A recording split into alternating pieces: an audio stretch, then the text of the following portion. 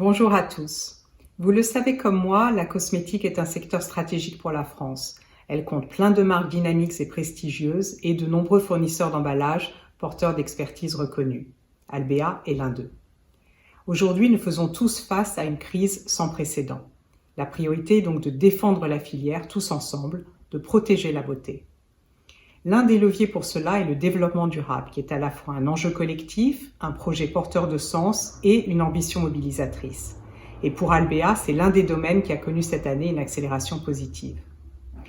En 2020, nous avons co-développé avec nos clients le premier tube à base de carton, le premier tube en plastique recyclé chimiquement, le premier tube de dentifrice certifié recyclable, des pots de crème luxueuses et rechargeables, un rouge à lèvres avec du carton, etc., etc. Mais ce n'est pas tout. Nous avons la conviction qu'il ne peut y avoir d'emballage responsable sans entreprise responsable, car les fournisseurs responsables contribuent à la réputation des marques et les aident à atteindre leurs propres objectifs de développement durable. C'est pourquoi nous avons aussi accéléré les programmes RSE portant sur la sécurité, l'éthique, les achats responsables, les affaires réglementaires, les droits humains. Et ceci m'amène à l'autre élan positif de 2020, la solidarité. Je crois que nous avons tous redécouvert l'importance des partenariats entre clients, fournisseurs et communautés locales, et l'intérêt de chaînes d'approvisionnement plus courtes, rapides et résilientes, et donc plus solidaires, qui protègent les emplois industriels. Alors ensemble, protégeons la beauté et rendons-la encore plus responsable et solidaire. Merci et bonne journée CEW.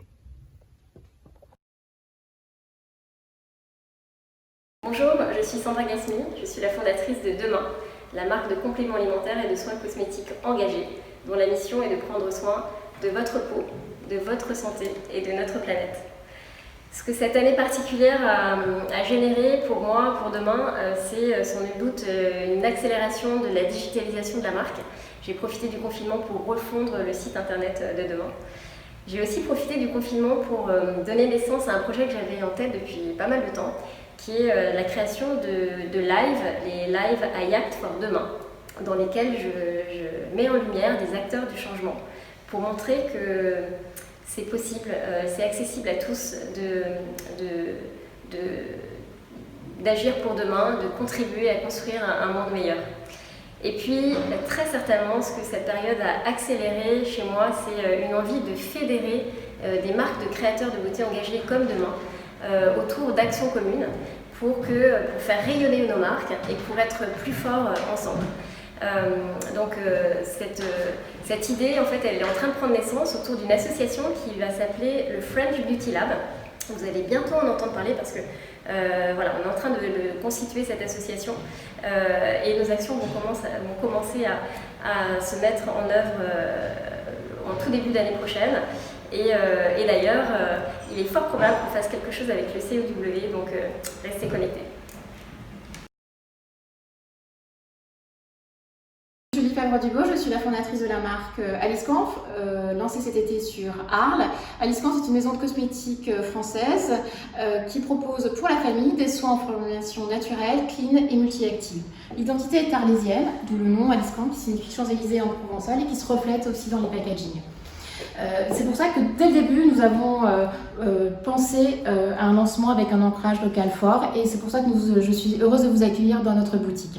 Si nous passons ce cap, nous arrivons à passer ce cap, c'est parce que la solidarité locale s'est opérée dès le début. Pour la petite histoire, le local était précédemment occupé par Patrick de Carolis qui briguait la mairie d'Arles et qui nous a autorisé en fait à poursuivre, à faire des travaux pendant le premier confinement. Et puis nous, on l'a laissé terminer son élection. Cet été, c'était les artistes, les manifestations ont été annulées, mais nous, on a voulu les mettre en valeur en les accueillant dans la boutique par des photographes, des designers, etc. Donc c'était du gagnant-gagnant. Et puis, troisième point, bon voilà, c'est le deuxième confinement.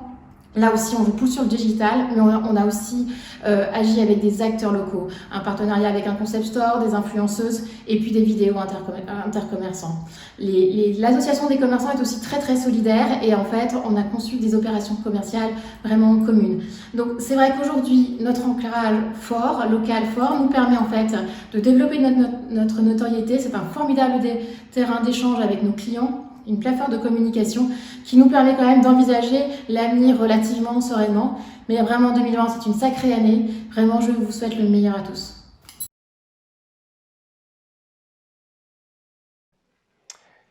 Je crois que vraiment le Covid et cette crise sanitaire qu'on vient de traverser a accentué le fait que les gens veulent ou sont de plus en plus sensibles à ce qu'ils vont acheter. Et en l'occurrence, où c'est fait, le Made in France, et puis à ces clean beauty, qu'est-ce qu'il y a dans ces produits, la formulation, etc. Et nous, comme on a toujours été depuis très très longtemps dans notre manifeste, enfin ça fait vraiment partie de l'ADN de la marque, on a bénéficié un peu de cette avance qu'on avait pris sur cet axe-là. Ensuite, je crois que le mot d'ordre, ça a été adaptation, adapter. Donc, on a multiplié le chiffre d'affaires par 3 sur le e-shop. Heureusement, on fait 50% de notre chiffre d'affaires à l'export, donc entre les zones confinées et les autres qui ne l'étaient pas, mais il a fallu jongler entre les distributeurs qui repartaient et ceux qui ne repartaient pas. In fine, on a quand même été très très impacté sur la première vague et sur le premier confinement parce qu'on n'a pas compris ce qui se passait. On s'est organisé sur la seconde, et ce qui nous a permis en effet de passer ces crises puisqu'on va finir quand même en croissance, plus 20% par rapport à l'année dernière. Et puis enfin, il a fallu aussi gérer en parallèle l'entrée en majoritaire de RPI, qui est Rocher Participation Investissement, la holding du groupe Rocher. Donc voilà, ça a été une année, je dirais complexe, très intéressante, et on est très très content du résultat.